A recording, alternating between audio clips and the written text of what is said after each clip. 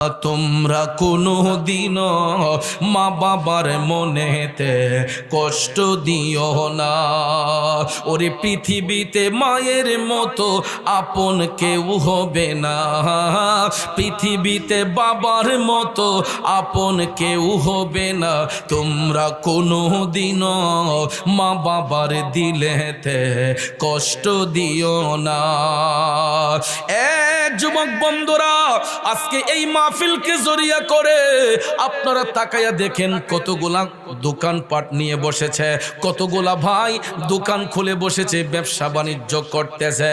ওই দোকানদার ভাইকে যদি জিজ্ঞেস করা হয়, দোকানদার ভাই আপনি ব্যবসা করে যেই টাকাটা ইনকাম করবেন ওই টাকাটাকে আপনি নিজে খরচ করবেন না সংসারে করবেন, দেখবেন দোকানদার ভাই আপনাকে বলে দিবে যে আমার 3টা 4টা সন্তান আছে, আমার পরিবার আছে, এদের ভরণ পোষণ করতে হয়, এই জন্য আমি এখানে দোকান নিয়ে বসেছে। আর যারা দোকানের কাস্টমার হয়েছে, এ ছোট্ট বাবাজিরা তোমরা তো সারা দিন থেকে বাবার কাছে বায়না ধরে রাখছো, আমি দোকান থেকে এই জিনিসটা ক্রয় করব, আমি দোকান থেকে এই জিনিসটা খাইব। তুমি সন্তানের 1 টাকা ইনকামিং সোর্স নাই, তুমি সন্তানের 1টা টাকা ইনকামিং সোর্স নাই। তোমার বাবা দিন মজুর হতে পারে, তোমার বাবা রিক্সা চালক হতে পারে, তোমার বাবা অটো চালক হতে পারে, তোমার বাবা কৃষি কাজ করতে পারে, মুদিমালের ব্যবসায়ী হতে পারে, তরকারি ব্যবসায়ী হতে পারে। এরপর আমরা ছোট্ট সন্তানগুলা গিয়া যখন ডাক দিয়া কয় আব্বা আমারে 50 টাকা দাও, আমি দোকান থেকে এই জিনিসটা কিনবো, বাবার কাছে টাকা না থাকলে আম্মা আব্বার কাছে টাকা চাইলাম, আব্বা কইছে তোমার কাছে আসতে। দেখবেন মা জননী সন্তানের মুখের দিকে তাকাইয়া মা যেই টাকাটা সেভ করে রাখছিল ওখান থেকে দেখবেন সন্তানের মন খুশি করার জন্য কিছু টাকা হাতে দিয়া কয় তোর আব্বারে শুনাইস না, তাড়াতাড়ি যাইয়া কিন্না লইয়া। এ বাবাজির আবার এইরকম মা যাদের অন্ধকার কবরে আছে রে, ওই বাবা যাদের অন্ধকার কবরে আছে, একটু ভাইবা দেখো যুবক, আজকে তোমাকে 1টা টাকা দেওয়ার মতো কেউ নাই। কারণ ঘরের মধ্যে মা থাকলে বাবা থাকলে বিরাট বড় একটা ছায়া মাথার উপরে থাকে, ঠিক কিনা বলেন? ওই ছায়াটা যার মাথার উপর থেকে চলে যায় ওই সন্তানগুলা বুঝতে পারে জিন্দেগি কত কষ্টের, জীবনটা যে যত কষ্টের, কত কষ্টের জিন্দেগি। যার ঘরে মা নাই বাবা নাই ওই সন্তানটা বুঝতে পারে। এই জন্য আল্লাহ রাব্বুল আলামিন বলছে সন্তান মা বাবার 2 জনের কোনো একজন অথবা তাদের উভয় তোমাদের নিকট অসুস্থ হয়ে গেলে, বার্ধক্যের বয়সে চলে গেলে, ওই মা বাবারে কোনোদিন ধমক দিয়া কথা বলিও না, তাদের সঙ্গে চোখ রাঙ্গাইয়া কথা বলবা না, যাতে এরা উফ শব্দটা ব্যবহার করে। কারণ ভাইয়ের আমার বন্ধুরা আমার, আমরা সন্তানগুলারে মোটা তাজা করার জন্য, আমাদেরকে মানুষের মতো মানুষ বানাইবার জন্য ওই বাবার যৌবনটা শেষ করে দিয়েছে, মায়ের যৌবনটা শেষ করে দিয়েছে। আর আমরা সন্তানগুলা উপযুক্ত হইয়া যখন ওই বাবারে কষ্ট দেই, মারে কষ্ট দেই, আমার আল্লাহর আরশটা তখন থরথর কইরা কাইপা উঠে। আল্লাহু আকবার কি বলা যাবে না? এই জন্য আমার আল্লাহ বলেন ওয়াখফিদিল্লাহুমা জানাহাযুল্লি মিনার রাহমা। আল্লাহ কয় সন্তান চোখ রাঙ্গাইয়া মা বাবার সঙ্গে কথা বলবা না, 2 হাত বের করে দিয়া মা বাবার সেবার মধ্যে মাশগুল হইয়া যাও, মা বাবার গোলামির মধ্যে মাশগুল হইয়া যাও। আমরা করতে বাধ্য, কারণ তাফসিরে রুহুল বয়ান প্রমাণ করেছে আমরা মা বাবাকে কেনই যত্ন করব না, কারণ ছোট্টবেলায় যখন মায়ের কোলে প্রস্রাব করেছে, অন্য একটা মানুষের নাকে দুর্গন্ধ লেগেছে, পায়খানা করেছি অন্য মানুষের নাকের মধ্যে দুর্গন্ধ লেগেছে, কিন্তু মা বাবা কোনোদিন কয় নাই পেশাবের গন্ধ, প্রস্রাবের গন্ধ, পায়খানার গন্ধ, এইগুলা বলে নাই। 2 হাত দিয়া সন্তানের পেশাব পায়খানা পরিষ্কার করছে, ঠিক কিনা বলেন? এই জন্য যুবক আমার বাবাজিরা গো, কোনোদিন ওই মা বাবাকে কষ্ট দেওয়া যাবে না। আল্লাহ তাআলা শিখাইয়া দিছে তোমরা 2 হাত বের করে দিয়া মা বাবার সেবার মধ্যে মাশগুল হও। কারণ মা বাবা যখন বার্ধক্য হয়ে যায়, বয়স যখন 60-65 হয়ে যায়, তখন দেখবেন তারা শিশু বাচ্চার মতো হয়ে যায়। ঠিক না ঠিক? কারণ বয়স যখন বাড়তে থাকে, মানুষের স্মৃতিশক্তি আস্তে আস্তে কমতে থাকে। আমরা একদিকে বড় হই আর মা বাবারা একদিকে বৃদ্ধ হয়। কথা বলেন ঠিক কিনা? তখন আমার রাসূল বলেছেন, তোমরা তাদেরকে তোমাদের নিজেদের সন্তান বানিয়ে ফেলো। তখন তোমরা নিজেদের সন্তান বানিয়ে ফেলো মা বাবাকে। কারণ যেই রকম ভাবে তোমাদের প্রস্রাব পায়খানা মা বাবা পরিষ্কার করছে, ওই মা বাবা যখন বার্ধক্যের বয়সে চলে যায়, তোমরা নিজ হাতে মা বাবার সেবা করো, মা বাবার পেশাব পায়খানা পরিষ্কার করো। এরপরেও তাদেরকে ধমক দিয়ে কথা বলবা না। আর আল্লাহ তাআলা বলছেন, যদি তোমার মা বাবা দুনিয়া থেকে চলে যায়, তোমরা আমি আল্লাহর কাছে এই আয়াতে পাকের ওসিলা ধরো, ওয়াকুর রব্বিরহামহুমা কামা রব্বায়ানি সগীরা। আল্লাহ কয়, আমার কাছে ডাক দিয়া কও, আল্লাহ আমার মা বাবার উপর তুমি রহম হইয়া যাও, দয়াশীল হইয়া যাও। যেমনি ভাবে ছোট্টবেলা আমার মা বাবা আমাকে লালন পালন করেছে, আদর সোহাগ দিয়েছে, যত্ন করেছে, আল্লাহ গো আমার মা বাবাকে তুমি আমি সন্তানের মতো মায়া করো, দয়া করো। সন্তান যখন চোখের পানি ছাইরা মা বাবার জন্য এই ফরিয়াদ করে রে বন্ধু, সন্তান যখন এই আয়াতের ওসিলা নিয়া আল্লাহর কাছে কান্নাকাটি করে, তাফসিরে রুহুল বয়ান প্রমাণ করে, ওই সন্তানের চোখের পানিটা জমিনে পড়ার আগেই আল্লাহ তার মা বাবার রুহের উপর খুশি হইয়া যায়। জোরে কি সুবহানাল্লাহ বলা যাবে না? বন্ধুরে,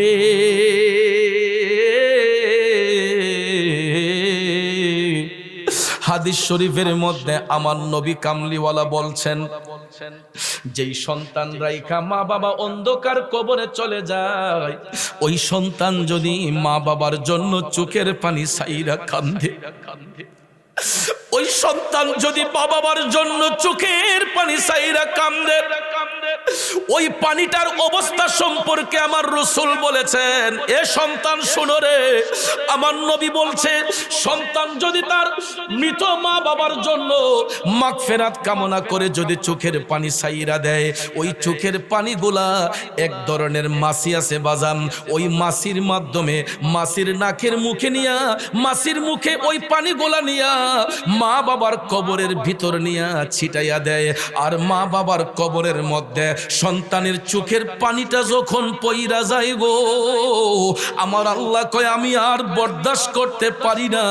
সন্তান যখন মা বাবার জন্য চোখের পানি ছাইরা দেয়, আমার নবী কামলিওয়ালা বলেন, ওই পানিটা আল্লাহ রহমতের পানি বানাইয়া সন্তানের চোখের পানি দিয়া মা বাবার কবরের উপর যখন ছিটাইয়া দেয়, ওই মা বাবার কবরের মধ্যে কোনো আযাব যদিও থাকে, সন্তানের চোখের পানির কারণে মা বাবার কবরের আযাব আল্লাহ নিভাইয়া দেয়।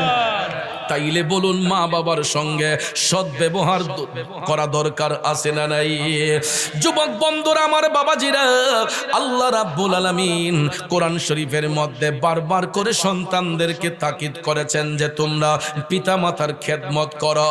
ঠিক সেই রকম ভাবে হাদিস শরীফের মধ্যে আমার নবীজি বারবার করে বলেছেন, তোমরা মায়ের সেবা করো। যুবক ভাইয়ার, আমার বন্ধুরা, আমার গভীর মনোযোগ, কারণ আমার রাসূল বলেছে, তোমরা সন্তানগুলা মৃত্যু অবধি পর্যন্ত মায়ের কাছে ঋণী হইয়া আসো। কারণ সন্তান যদি মৃত্যুর আগের দিন পর্যন্ত মায়ের গোলামি করে, পৃথিবীর কোন সন্তান ওই মায়ের এক ফোঁটা দুধের ঋণও শোধ করতে পারবে না। জোরে জোরে কন্যা আল্লাহু আকবার। বলুন তো, আমরা মায়ের স্তন থেকে দুধ পান করছি কি করছি না? এক যুবক বন্ধুরা, আমার বাবাজিরা, একটু ছোট্টবেলার কথা স্মরণ করুন। যেই দিন আমরা মায়ের লজ্জাস্থান দিয়া দুনিয়ার মধ্যে আসলাম, সিজারের মাধ্যমে হোক, নরমাল ডেলিভারি হোক, মায়ের গর্ভ থেকে সন্তানটা যখন ভূমিষ্ঠ হয়, আপনারা বলুন তো, ওই মুহূর্তে দুনিয়ার কোন লিকুইড দুধ সন্তানের মুখে দেওয়া হয়? ল্যাক্টোজেন বলেন, যত দোকানের দামি দামি দুধ বলেন, দুনিয়ার গাভীর দুধটাও যদি গরম করে বাচ্চার মুখে দেওয়া হইতো, দুধটা বেশি গরম হওয়ার কারণে শিশু বাচ্চার ঠোঁটটা পড়ে যাইতো। দুধটা যদি ঠান্ডা হইতো বাচ্চার পেটের মধ্যে ফুড পয়জন দেখা দিতে পারত। কিন্তু আমার আল্লাহ কত দয়াবান, আমরা সন্তানগুলা দুনিয়াতে আসার আগ মুহূর্ত পর্যন্ত মায়ের স্তনের মধ্যে কোনো দুধ ছিল না, নাকি ছিল? সন্তান দুনিয়াতে আসার আগ মুহূর্ত পর্যন্ত মায়ের স্তনের মধ্যে কোনো দুধ ছিল না। কিন্তু সন্তানটা দুনিয়াতে ভূমিষ্ঠ হওয়ার সাথে সাথে আল্লাহ রাব্বুল আলামিন ওই মায়ের দুইটা স্তন খইলা দেয়। বাচ্চা যখন মায়ের বুকের দুধের মধ্যে মুখ লাগায়, বাচ্চা যখন মায়ের স্তনের মধ্যে মুখটা লাগায়, মায়ের দুধটা পান করার সাথে সাথে ওই বাচ্চার কান্নাটা বন্ধ হয়ে যায়। ঠিক কিনা বলেন? আর ওই মায়ের বুকের দুধ তো শুধু একদিন আর 2 দিন নয়, প্রায় 2 থেকে আড়াই বছর পর্যন্ত, 2 থেকে আড়াই বছর পর্যন্ত সন্তানগুলা মায়ের স্তন থেকে দুধ পান করে। বন্ধুরে, আমার রাসূল বলেছেন 2-2.5 বছর না, তুমি যে 1 ফোঁটা দুধ পান করছো, এই একটা ফোঁটা দুধের ঋণ পৃথিবীর কোন সন্তান মৃত্যুর আগ পর্যন্ত শোধ করতে পারবে না। আওয়াজ করে বলুন ঠিক না বেঠে? এই জন্য কবি বলেছেন, ও মায়ের একদার দুধের দাম কাটিয়া গায়ের চাম, একদার দুধের দাম মায়ের একদার দুধের দাম কাটিয়া গায়ের চাম, পাপুষ বানাইয়া ঋণের সুদ হবে না, এ মন্দ রোদি ভবে কেউ হবে না আমার মা গো, এ মন্দ রোদি ভবে কেউ হবে না আমার মা গো। ঠিক কিনা বলেন বন্ধুরে?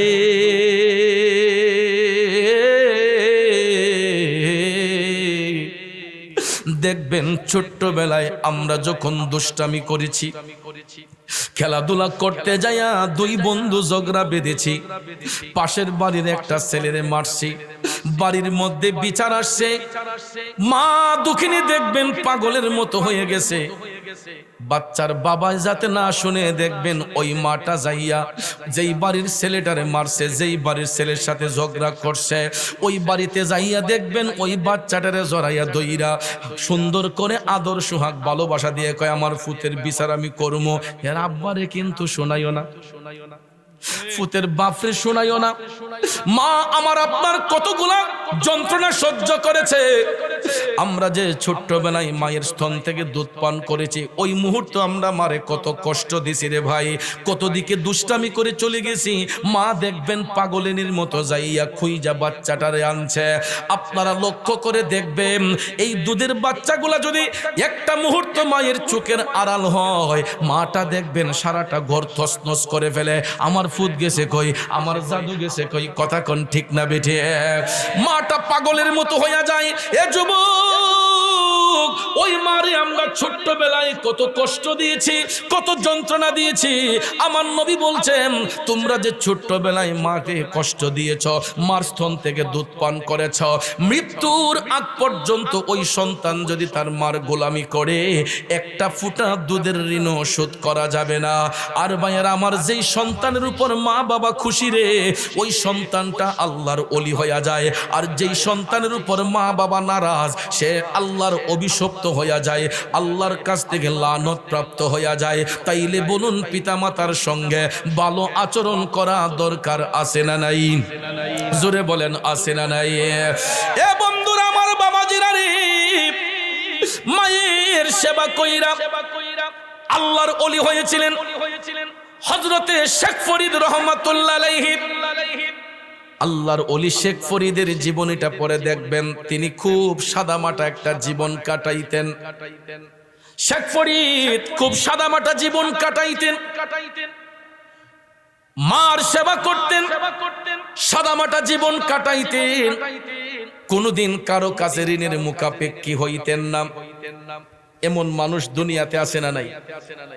কেউ দেখবেন মাথার উপরে ঋণের বোঝা থাকলে তার কোনো টেনশন থাকে না, ঋণটা যে পরিশোধ করতে হবে, পাওনাটা যে দিতে হবে, এই রকম টেনশন অনেকের মধ্যে থাকে না। আবার কিছু কিছু মানুষ দেখবেন তার মাথার উপরে যদি 1 টাকাও ঋণ থাকে, ওই লোকটা টেনশন করে কবে আমি আমার পাওনাটা শোধ করব। কথা কোন ঠিক না? মায়ের সন্তান শেখ ফরিদ, তিনি খুব সাদামাটা জীবন কাটাইতেন। বাজান, এখনো কিছু ভালো মানুষ পৃথিবীতে আছে বিদায় জগৎটারে আমার আল্লাহ টিকায়া রাখছে। আর নাইলে সকাল থেকে সন্ধ্যা পর্যন্ত আমি আপনি যতগুলা অন্যায় করি, পাপ করি, আমাদের পাপের কারণে এই জমিনটা কবেই ধ্বংস হইয়া যাইতো।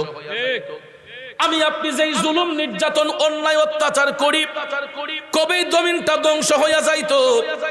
এখন পর্যন্ত কিছু কিছু ভালো মানুষ এই জমিনে থাকার কারণে, কিছু কিছু ভালো মানুষ জমিনে বিচরণ করার কারণে আমার আপনার হাজারটা অপরাধকে আল্লাহ তাআলা তাদের উসিলায় ঢাইকা রাখে। ঠিক কিনা বলেন? তিনি ওয়াহদাহু লা শারীক, তিনি এক ও দ্বিতীয়, তার কোনো শরীক। তো আল্লাহর সাথে যেমন কোনো শরীক নাই, দুইজন ব্যক্তিও আছেন এই পৃথিবীতে যাদেরকে আল্লাহ এত মর্যাদা দিয়েছেন। সম্পর্কে একজন হলেন আমাদের বাবা, আর একজন মা। এই মা বাবার সাথে অন্য কারো কোনো তুলনা নাই। ঠিক না বেঠিক? আল্লাহর সাথে যেমন কোনো অংশীদারিত্ব নাই, একটা সন্তানের কাছে তার মা বাবার চেয়ে ঊর্ধ্ব মর্যাদার অধিকারী কেউ নাই। এই জন্য আল্লাহ রাব্বুল আলামিন সূরা বনী ইসরাঈলের 23 নম্বর আয়াতে পাকের দ্বারাতে তাকিদ করেছেন যে তোমরা আমি আল্লাহ ব্যতীত অন্য কারো ইবাদত করো না। ওয়াকাদা রাব্বুকা আল্লা তা'বুদু ইল্লা ইয়াহু, আল্লাহ বলেছেন আমি ব্যতীত অন্য কারো ইবাদত করো না।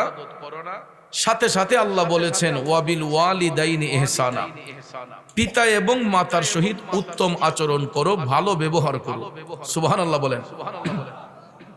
যুবক ভাইয়েরা আমার, আল্লাহ রাব্বুল আলামিন মা বাবার সম্মান কেন বৃদ্ধি করলেন? এই কারণে করেছেন, দুনিয়ার আলো বাতাস দেখতে হলে একটা সন্তানের তার বাবার প্রয়োজন, মায়ের প্রয়োজন লাগে কি লাগে না? অর্থাৎ আমরা যারা এখানে বসলাম, আমরা দুনিয়ার আলো বাতাস দেখতেছি একমাত্র মা বাবার মাধ্যমে। ঠিক কিনা বলেন? পৃথিবীর জমিনে একজন পয়গাম্বর পিতাবিহীন এসেছিলেন, উনি হচ্ছেন আল্লাহর পয়গাম্বর হযরতে ঈসা রুহুল্লাহ। হযরতে ঈসা রুহুল্লাহ মা মারিয়াম আলাইহিস সালামের গর্ভ হতে পিতাবিহীন অবস্থায় দুনিয়াতে এসেছিলেন। তাছাড়া আল্লাহ রাব্বুল আলামিন যত আদম সন্তান পৃথিবীতে পাঠিয়েছেন মা বাবার মাধ্যমে পাঠিয়েছেন। কারণ দুনিয়ার আলো বাতাস দেখতে গেলেই একজন বাবা একজন মায়ের পবিত্র বন্ধনের প্রয়োজন হয়। ঠিক কিনা বলেন? এই জন্য কবি বলেছেন, ওরে পৃথিবীতে মায়ের মতো আপন কেউ হবে না, পৃথিবীতে বাবার মতো আপন কেউ হবে না, তোমরা কোনো দিনও মা বাবার মনেতে কষ্ট দিও না। ঠিক কিনা বলেন? আমার যুবক বন্ধুরা, অনেকের ঘরে মা আছে বাবা আছে গো, আবার অনেকের ঘরের মধ্য থেকে মা বাবা দুনিয়ার মায়া ছেড়ে অন্ধকার কবরে। যুবক, গতকাল পবিত্র লাইলাতুল বরাত রজনী গিয়েছে, শবে বরাতের রাত গিয়েছে। আমি যখন ভৈরবে আসলাম, আমি ভৈরবে আসার পরে আমার মসজিদে যখন আমি আলোচনা করতেছি, হঠাৎ করে যাইয়া দেখি কত মানুষগুলা আমার কাছে যাইয়া বিনয় হইয়া আকুতি মিনতি করে বলতেছে, হুজুর এই পবিত্র রাতে আমার আব্বা নাই আম্মা নাই, হুজুর আমার মা বাবার জন্য একটু দোয়া করবেন। আমি দেখেছি রে, ভৈরব থেকে যখন হবিগঞ্জের দিকে যাচ্ছি, আমি রাস্তা দিয়া যখন যাচ্ছি সারাটা রাস্তায় দেখলাম যেই কোনো গ্রামের উপর দিয়া গাড়িটা যায়, আমি দেখি সন্তানগুলা মা বাবার কবরের পারে দাঁড়াইয়া মোনাজাত করে চোখের পানিগুলা ছেড়ে ছেড়ে কান্না করতেছে। এটা এই জন্য করতেছে ওই সন্তানগুলা এতিম সন্তানগুলা আজকে মা হারাইয়া বুঝতেছে মার কি প্রয়োজন, বাবা হারাই আজকে বুঝতেছে সংসারে বাবার কি প্রয়োজন, ঠিক কিনা বলেন? এই জন্য যুবক আল্লাহ রাব্বুল আলামিন সূরা বনী ইসরাঈলের 23 নম্বর আয়াতে পাকের শুরুতেই বলেছেন বিসমিল্লাহির রহমানির রহিম ওয়া ক্বাদা রাব্বুকা আল্লা তা'বুদু ইল্লা ইয়্যাহু ওয়া বিল ওয়ালিদাইনি ইহসানা। আল্লাহ তাআলা বলে জগতের সন্তানেরা আল্লাহ ব্যতীত তোমরা অন্য কারো ইবাদত করো না। ওয়া বিল ওয়ালিদাইনি ইহসানা, পিতা এবং মাতার সহিত উত্তম আচরণ করো, ভালো ব্যবহার করো। এই আয়াতে পাকের তাফসীর করতে যাইয়া জগৎ বিখ্যাত তাফসীর রুহুল বয়ান প্রমাণ করেছে আমরা দুনিয়ার সন্তানগুলা মা বাবার কাছে মৃত্যু অবধি পর্যন্ত ঋণী হয়ে থাকি। কারণ ভাইয়ের আমার, দুনিয়ার আলো বাতাস দেখতে যাইয়া মা বাবার প্রয়োজন লেগেছে। শুধু তাই নয় রে, আমরা মায়ের গর্ভ থেকে ভূমিষ্ঠ হওয়ার সাথে সাথে আমরা যখন প্রস্রাব করেছি, পায়খানা করেছি, মায়ের বিছানাটা ভিজাইয়া দিয়েছি, মায়ের কোলে প্রস্রাব পায়খানা করে দিয়েছে। মা কোনদিন তার জাদুরে দূরে সরাইয়া দেয় নাই। ওই মা নাকের মধ্যে কোনো পারফিউম ব্যবহার করে নাই, রুমের মধ্যে কোনো এয়ার ফ্রেশনার দেয় নাই। দুই হাত দিয়া মা সন্তানের প্রস্রাব পায়খানা পরিষ্কার করছে। আজকে ওই সন্তানগুলা বড় হইয়া যখন মা বাবারে কষ্ট দেয়, আল্লাহর আরশটা তখন কাইপা উঠে। এই জন্য আল্লাহ রাব্বুল আলামিন এই আয়াতে পাকের পরবর্তী অংশে বলতেছেন ইম্মা ইয়াবলুগান্না ইনদাকাল কিবরা আহাদুহুমা আও কিলাহুমা ফালা তাকুল লাহুমা উফফিন ওয়ালা তানহারহুমা ওয়া কুল লাহুমা কাওলান কারীমা। উচ্চস্বরে বলুন ঘোষণাকার। আমার আল্লাহ বলে সন্তান মা বাবার দুইজনের কোনো একজন অথবা তাদের উভয়ে তোমাদের নিকট অসুস্থ হয়ে গেলে, বার্ধক্যের বয়সে চলে গেলে, আমার আল্লাহ কয় সন্তান রে, ওই মা বাবাকে ধমক দেয়া কথা বলিও না, তাদের সঙ্গে এমন আচরণ করিও না যাতে তারা উফ শব্দটা পর্যন্ত ব্যবহার করে। এ বাবাজিরা, আমার বন্ধুরা, এই আয়াতে পাকের তাফসীর করতে গিয়েও রুহুল বয়ান প্রমাণ করেছে সমাজের কোনো মা কোনো বাবা তার সন্তানকে অন্তর থেকে অভিশাপ দেয় না, বদ্দুয়া করে না।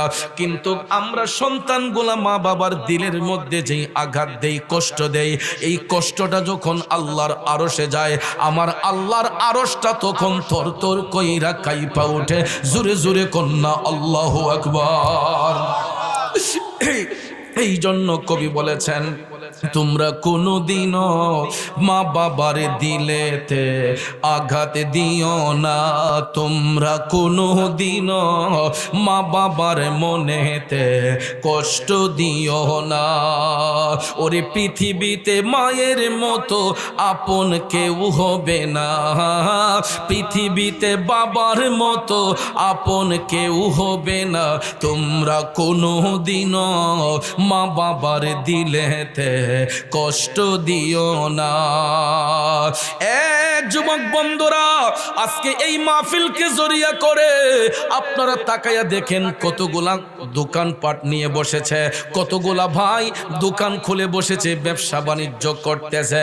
ওই দোকানদার ভাইকে যদি জিজ্ঞেস করা হয়, দোকানদার ভাই আপনি ব্যবসা করে যেই টাকাটা ইনকাম করবেন, ওই টাকাটাকে আপনি নিজে খরচ করবেন না সংসারে করবেন, দেখবেন দোকানদার ভাই আপনাকে বলে দিবে যে আমার 3টা 4টা সন্তান আছে, আমার পরিবার আছে, এদের ভরণ পোষণ করতে হয়, এই জন্য আমি এখানে দোকান নিয়ে বসেছে।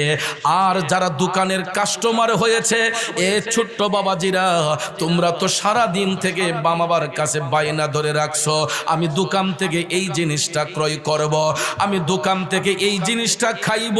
তুমি সন্তানের 1 টাকা ইনকামিং সোর্স নাই, তুমি সন্তানের একটা টাকা ইনকামিং সোর্স নাই, তোমার বাবা দিন মজুর হতে পারে, তোমার বাবা রিক্সা চালক হতে পারে, তোমার বাবা অটো চালক হতে পারে, তোমার বাবা কৃষি কাজ করতে পারে, মুদিমালের ব্যবসায়ী হতে পারে, তরকারি ব্যবসায়ী হতে পারে। এরপর আমরা ছোট্ট সন্তানগুলা গিয়া যখন ডাক দিয়া কই আব্বা আমারে 50 টাকা দাও, আমি দোকান থেকে এই জিনিসটা কিনবো। বাবার কাছে টাকা না থাকলে আম্মা আব্বার কাছে টাকা চাইলাম, আব্বা কইছে তোমার কাছে আসতে। দেখবেন মা জননী সন্তানের মুখের দিকে তাকাইয়া মা যেই টাকাটা সেভ করে রাখছিল ওখান থেকে দেখবেন সন্তানের মন খুশি করার জন্য কিছু টাকা হাতে দিয়া কয় তোর আব্বারে শুনাইস না, তাড়াতাড়ি যাইয়া কিন্না লইয়া। এ বাবাজির আবার এইরকম মা যাদের অন্ধকার কবরে আছে রে, ওই বাবা যাদের অন্ধকার কবরে আছে, একটু ভাইবা দেখো যুবক, আজকে তোমাকে একটা টাকা দেওয়ার মতো কেউ নাই। কারণ ঘরের মধ্যে মা থাকলে বাবা থাকলে বিরাট বড় একটা ছায়া মাথার উপরে থাকে, ঠিক কিনা বলেন? ওই ছায়াটা যার মাথার উপর থেকে চলে যায় ওই সন্তানগুলা বুঝতে পারে জিন্দেগি কত কষ্টের, জীবনটা যে যত কষ্টের, কত কষ্টের জিন্দেগি। যার ঘরে মা নাই বাবা নাই ওই সন্তানটা বুঝতে পারে। এই জন্য আল্লাহ রাব্বুল আলামিন বলছে সন্তান মা বাবার দুইজনের কোনো একজন অথবা তাদের উভয় তোমাদের নিকট অসুস্থ হয়ে গেলে, বার্ধক্যের বয়সে চলে গেলে, ওই মা বাবারে কোনোদিন ধমক দিয়া কথা বলিও না, তাদের সঙ্গে চোখ রাঙ্গাইয়া কথা বলবা না, যাতে এরা উফ শব্দটা ব্যবহার করে।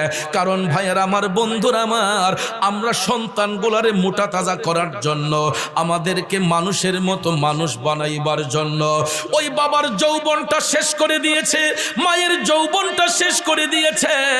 আর আমরা সন্তানগুলা উপযুক্ত হইয়া যখন ওই বাবারে কষ্ট দেই, মারে কষ্ট দেই, আমার আল্লাহর আরশটা তখন থরথর কইরা কাইপা উঠে। আল্লাহু আকবার কি বলা যাবে না? এই জন্য আমার আল্লাহ বলেন ওয়াখফিদ লাহুমা জানাহাযুল্লি মিনার রাহমা। আল্লাহ কয় সন্তান চোখ রাঙ্গাইয়া মা বাবার সঙ্গে কথা বলবা না, দুই হাত বের করে দিয়া মা বাবার সেবার মধ্যে মাশগুল হইয়া যাও, মা বাবার গোলামির মধ্যে মাশগুল হইয়া যাও। আমরা করতে বাধ্য, কারণ তাফসিরে রুহুল বয়ান প্রমাণ করেছে আমরা মা বাবাকে কেনই যত্ন করব না, কারণ ছোট্টবেলায় যখন মায়ের কোলে প্রস্রাব করেছে, অন্য একটা মানুষের নাকে দুর্গন্ধ লেগেছে, পায়খানা করেছি অন্য মানুষের নাকের মধ্যে দুর্গন্ধ লেগেছে, কিন্তু মা বাবা কোনোদিন কয় নাই পেশাবের গন্ধ, প্রস্রাবের গন্ধ, পায়খানার গন্ধ, এইগুলা বলে নাই। দুই হাত দিয়া সন্তানের পেশাব পায়খানা পরিষ্কার করছে, ঠিক কিনা বলেন? এই জন্য যুবক আমার বাবাজিরা গো, কোনোদিন ওই মা বাবাকে কষ্ট দেওয়া যাবে না। আল্লাহ তাআলা শিখাইয়া দিছে তোমরা দুই হাত বের করে দিয়া মা বাবার সেবার মধ্যে মাশগুল হও। কারণ মা বাবা যখন বার্ধক্য হয়ে যায়, বয়স যখন 60-65 হয়ে যায়, তখন দেখবেন তারা শিশু বাচ্চার মতো হয়ে যায়, ঠিক না ঠিক? কারণ বয়স যখন বাড়তে থাকে মানুষের স্মৃতিশক্তি আস্তে আস্তে কমতে থাকে। আমরা একদিকে বড় হই আর মা বাবারা একদিকে বৃদ্ধ হয়, কথা বলেন ঠিক কিনা? তখন আমার রাসূল বলেছেন তোমরা তাদেরকে তোমাদের নিজেদের সন্তান বানিয়ে ফেলো। তখন তোমরা নিজেদের সন্তান বানিয়ে ফেলো মা বাবাকে। কারণ যেই রকম ভাবে তোমাদের প্রস্রাব পায়খানা মা বাবা পরিষ্কার করছে, ওই মা বাবা যখন বার্ধক্যের বয়সে চলে যায় তোমরা নিজ হাতে মা বাবার সেবা করো, মা বাবার পেশাব পায়খানা পরিষ্কার করো। এরপরেও তাদেরকে ধমক দিয়ে কথা বলবা না। আর আল্লাহ তাআলা বলছেন যদি তোমার মা বাবা দুনিয়া থেকে চলে যায়, তোমরা আমি আল্লাহর কাছে এই আয়াতে পাকের ওসিলা ধরো, ওয়াকুর রব্বিরহামহুমা কামা রব্বায়ানি সগীরা। আল্লাহ কয় আমার কাছে ডাক দিয়া কো আল্লাহ আমার মা বাবার উপর তুমি রহম হইয়া যাও, দয়াশীল হইয়া যাও। যেমনি ভাবে ছোট্টবেলা আমার মা বাবা আমাকে লালন পালন করেছে, আদর সোহাগ দিয়েছে, যত্ন করেছে, আল্লাহ গো আমার মা বাবাকে তুমি আমি সন্তানের মতো মায়া করো, দয়া করো।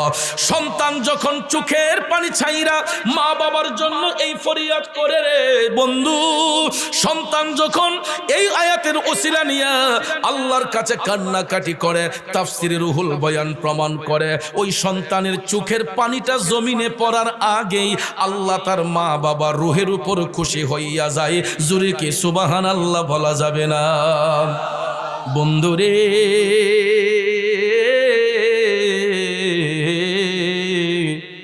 হাদিস শরীফের মধ্যে আমার নবী কামলিওয়ালা বলছেন, যেই সন্তান রাইখা মা বাবা অন্ধকার কবরে চলে যায়, ওই সন্তান যদি মা বাবার জন্য চোখের পানি ছাইরা কান্দে, ওই সন্তান যদি মা বাবার জন্য চোখের পানি ছাইরা কান্দে, ওই পানিটার অবস্থা সম্পর্কে আমার রাসূল বলেছেন, এ সন্তান শুনো রে, আমার নবী বলছে, সন্তান যদি তার মৃত মা বাবার জন্য মাগফিরাত কামনা করে যদি চোখের পানি ছাইরা দেয়, ওই চোখের পানিগুলা এক ধরনের মাছি আছে বাজান, ওই মাছির মাধ্যমে মাছির নাকের মুখে নিয়া, মাছির মুখে ওই পানিগুলা নিয়া মা বাবার কবরের ভিতর নিয়া ছিটাইয়া দেয়।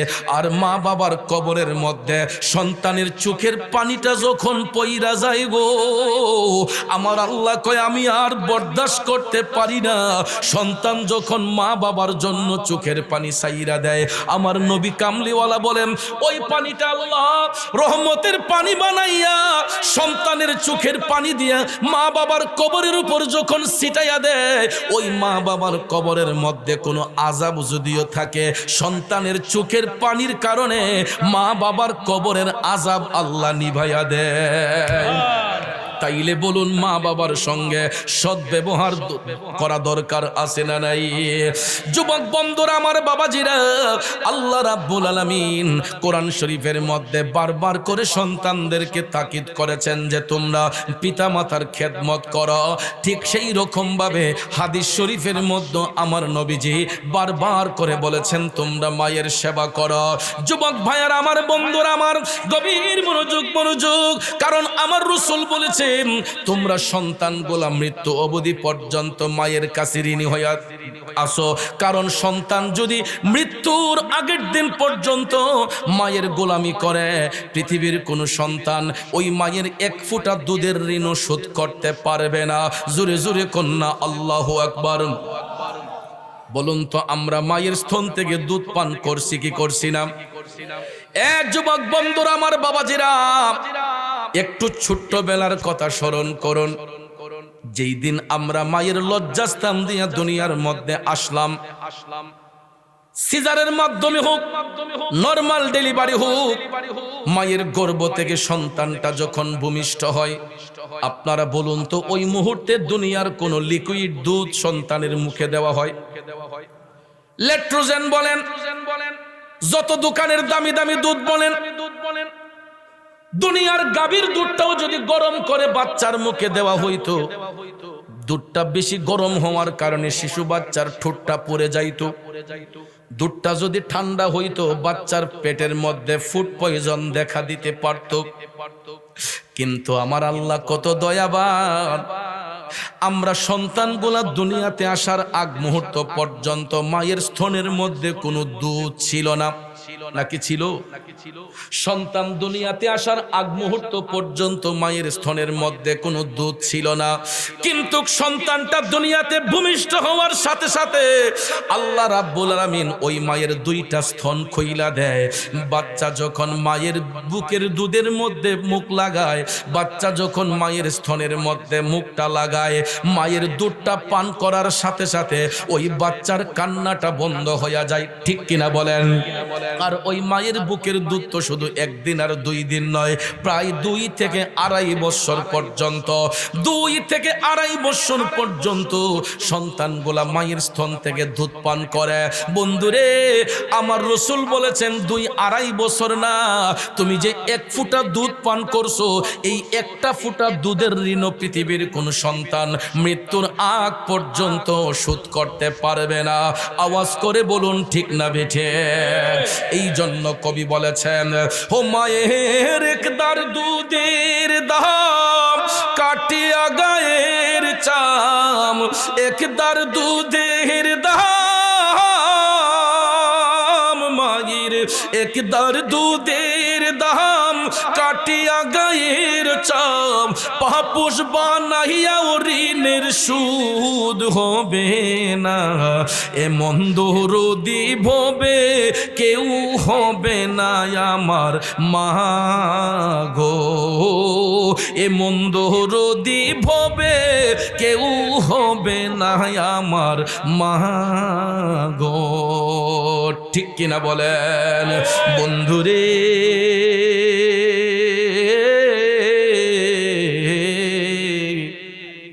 দেখবেন ছোট্টবেলায় আমরা যখন দুষ্টামি করেছি খেলাধুলা করতে যাইয়া দুই বন্ধু ঝগড়া বেঁধেছি পাশের বাড়ির একটা ছেলেরে মারছি বাড়ির মধ্যে বিচার আসছে মা দুঃখিনী দেখবেন পাগলের মতো হয়ে গেছে বাচ্চার বাবা যাতে না শুনে দেখবেন ওই মাটা যাইয়া যেই বাড়ির ছেলেটারে মারছে যেই বাড়ির ছেলের সাথে ঝগড়া করছে ওই বাড়িতে যাইয়া দেখবেন ওই বাচ্চাটারে জড়াইয়া দইরা সুন্দর করে আদর সোহাগ ভালোবাসা দিয়ে কয় আমার ফুতের বিচার আমি করবো এর আব্বারে কিন্তু শোনাইও না ফুতের বাপরে শোনাইও না মা আমার আপনার কতগুলা যন্ত্রণা সহ্য করেছে আমরা যে ছোট্টবেলায় মায়ের স্তন থেকে দুধ পান করেছি ওই মুহূর্তে আমরা মারে কত কষ্ট দিছি রে ভাই কত দিকে দুষ্টামি করে চলে গেছি মা দেখবেন পাগলের মতো যাইয়া খুইজা বাচ্চাটারে আনছে আপনারা লক্ষ্য করে দেখবেন এই দুধের বাচ্চাগুলা যদি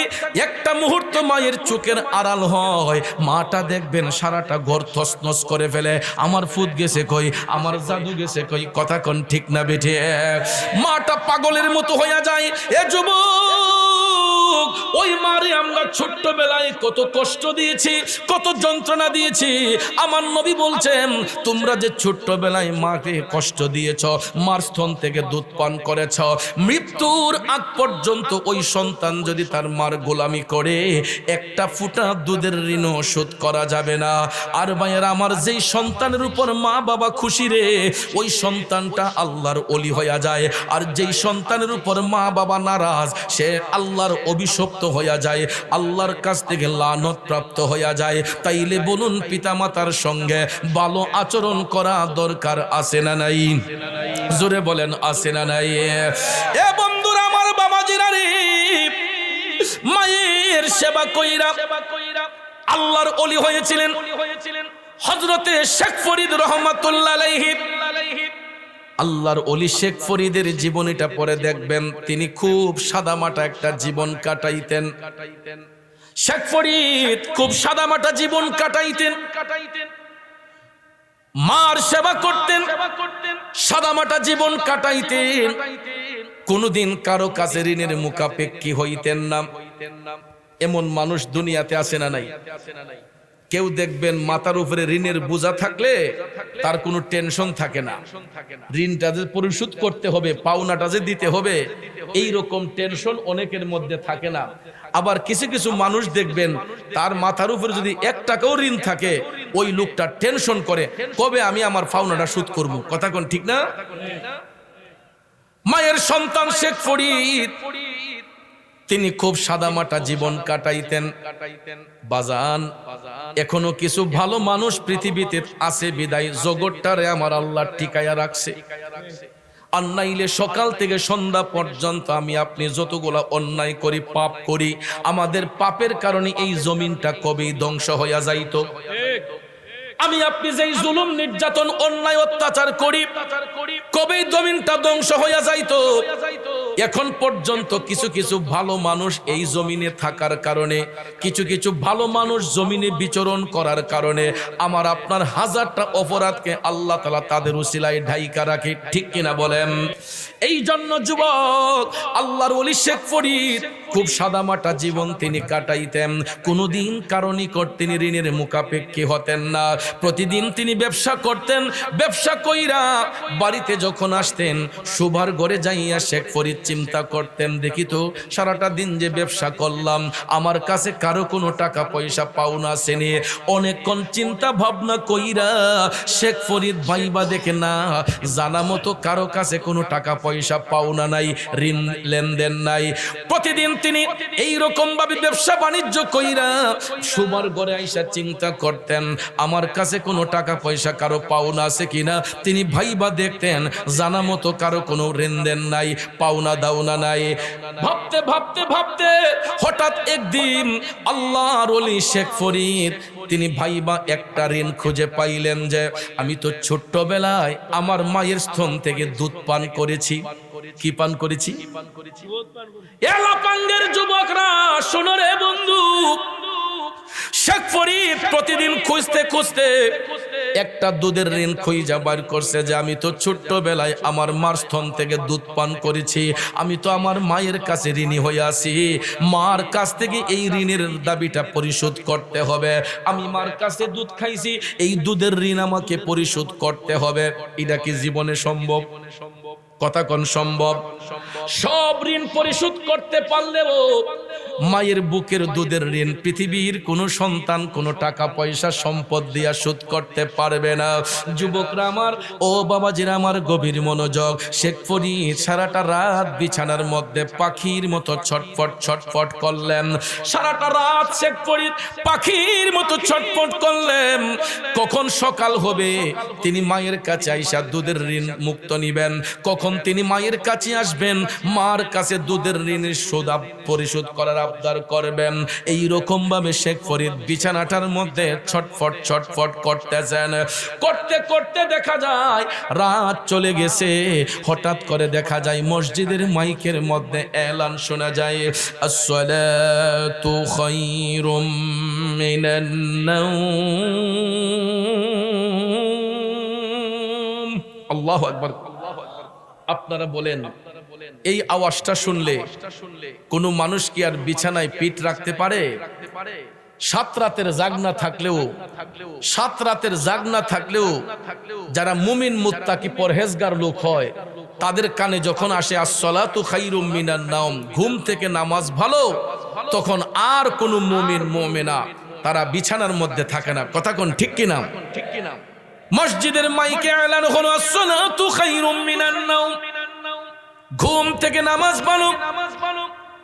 এই শব্দটা শোনার সাথে সাথে শেখ ফরিদের মায়ের চোখ থেকে ঘুম চলে গেল।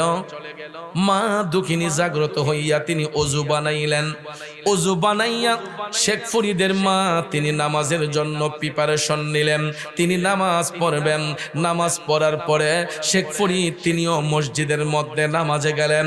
বন্ধুরা আমার, বাবাজিরা আমার, মুমিন ব্যক্তি যারা হয়, আল্লাহওয়ালা ব্যক্তি যারা হয়, এরা একটা ওয়াক্ত নামাজ কাজা করে না রে বাজান, একটা ওয়াক্ত নামাজ তারা ছাড়ে না।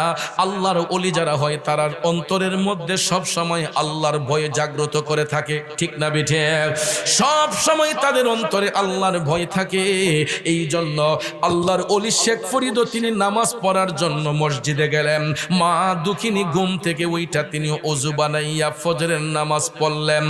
শেখ ফরিদ নামাজ পড়ে শিশির ভেজা সকালে তিনি যখন মায়ের ঘরের দিকে আসতেছেন, এমন সময় আয়েশা দেখে গো শেখ ফরিদের মা নামাজ শেষ কইরা মধুর কণ্ঠে কোরআন তেলাওয়াত করে।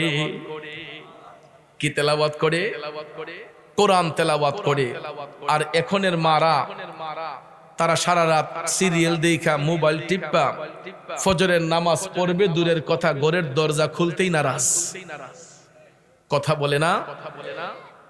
গ্রাম তো এখন আর গ্রাম না, গ্রামও এখন শহর হয়ে গেছে। ঠিক না ঠিক? গ্রামও এখন শহর হয়ে গেছে। যুবক ভাইয়ের আমার, বন্ধুরা আমার, তখনকার যুগের মা বোনেরা চুলার মধ্যে রান্না করতে গেলেও লাকড়ির চুলা জ্বালাইয়া রান্না করতে হইছে। আর এখন কিন্তু ঘরে ঘরে গ্যাস আছে। কিন্তু ভাইয়ার আমার, বর্তমানে যদিও গ্যাসের ক্রাইসিস হয়, মানুষের পকেটে টাকা আছে, দেখবেন মোটা অঙ্কের টাকা দিয়ে হইল সিলিন্ডার কিনা আনে। সমস্যা তো চতুর্দিকে, একদিকে তো সমস্যা না, একদিকে গ্যাসের দাম বাড়ছে, গ্যাস কোনো জায়গায় পাওয়াই যায় না। কথা কোন ঠিক না ঠিক? আবার কিনতে গেলে অনেক টাকা গুনতে হয়। কথা কোন ঠিক না? দেশের উপর একটা বড় ধরনের করবালা যাচ্ছে, অনেক বড় ধরনের একটা ঝড়ঝাপটা যাচ্ছে, আমরা সাধারণ মানুষগুলা বিপাকে পড়ে আছি। কথা কোন ঠিক কিনা? গভীর মনোযোগ, সেই দিকে গেলে আলোচনা লম্বা হয়ে যাবে, এই জন্য আমি সেই দিকে যাব না। আগেকার যুগের মা চাচিরা চুলার মধ্যে রান্না করেছেন লাকড়ি দিয়া।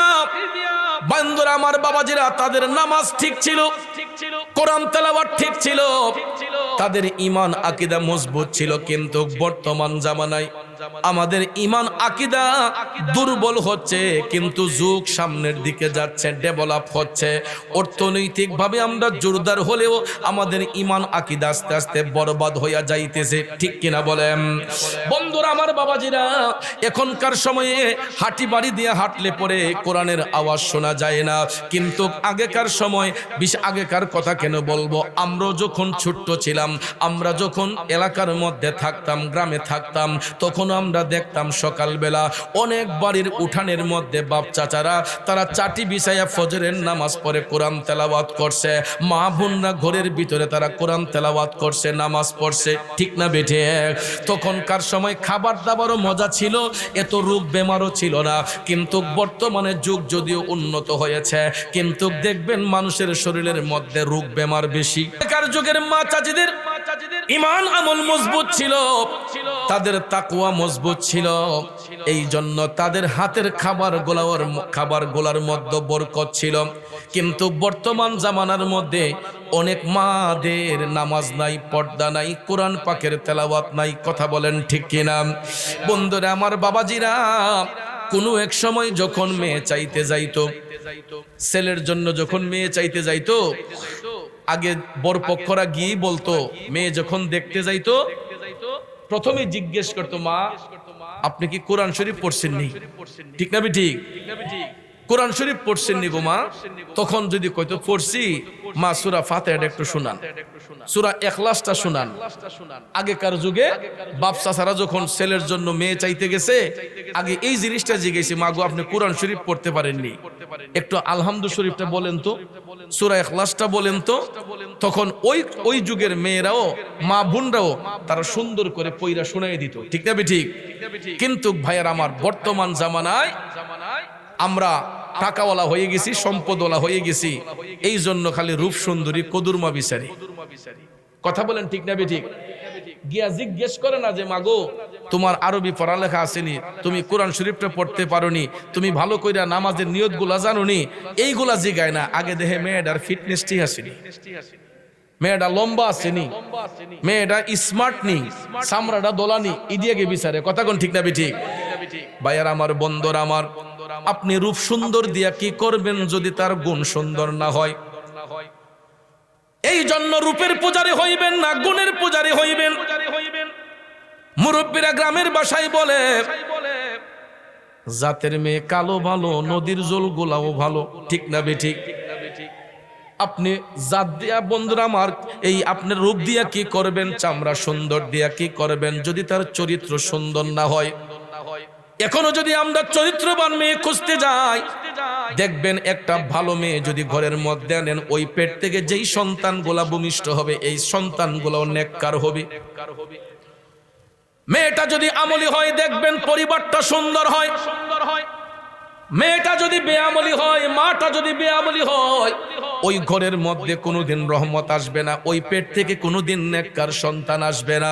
এই জন্য আমি প্রায় মাহফিলে একটা ছন্দ বলি, বাপ বালা যার ফুত বালা, তার মা বালা তার জি, গাই ভালো তার বাছুর ভালো, দুধ ভালো তার ঘি। আরে বাবা ভালো তো ছেলে ভালো, মা ভালো তো জি, গাই ভালো তো বাছুর ভালো, দুধ ভালো তো ঘি। বাজান রে, গাছের গোড়া যদি সুন্দর হয়, আগার ফল সুন্দর হয়। গোড়ায় যদি সমস্যা হয়, আগার ফল কোনোদিন সুন্দর হয় না। এই জন্য মা বাবা যদি নেককার হয়, মা বাবা যদি আমলি হয়, ওই পেট থেকে, ওই জাত থেকে সব সময় ভালো কিছু আসবে। আর মা বাবার চরিত্রের মধ্যে যদি কোনো সমস্যা থাকে, তাইলে এই ঘর থেকে কোনোদিন নেককার সন্তান আসবে না। কথা বলেন ঠিক না বেঠে? বন্ধুরা আমার, বাবাজিরা, আল্লাহর ওলি শেখ ফরিদের মায়ের কথা বলেছিলাম। ওই মা ফজরের নামাজ পড়া শেখ ফরিদ মায়ের কাছে আসলেন। আয়েশা দেখে গো মা কোরআন তেলাওয়াত করতেছে। সুবহানাল্লাহ কোন মুসলমানদের উত্তম সংবিধান, মানব জাতির উত্তম সংবিধান মহাগ্রন্থ আল কোরআন। এই কোরআনকে আমরা ফলো করছি না বিদায় আজকে বিশ্বের দরবারে মুসলমানরা জায়গায় জায়গায় লাঞ্ছিত হচ্ছে, বঞ্চিত হচ্ছে। কারণ পৃথিবীর সবচেয়ে বড় বিজ্ঞান হচ্ছে মহাগ্রন্থ আল কোরআন। এর উপরে কোনো বিজ্ঞান নাই, এর উপরে কোনো দর্শন নাই। কথা বলেন ঠিক নি না?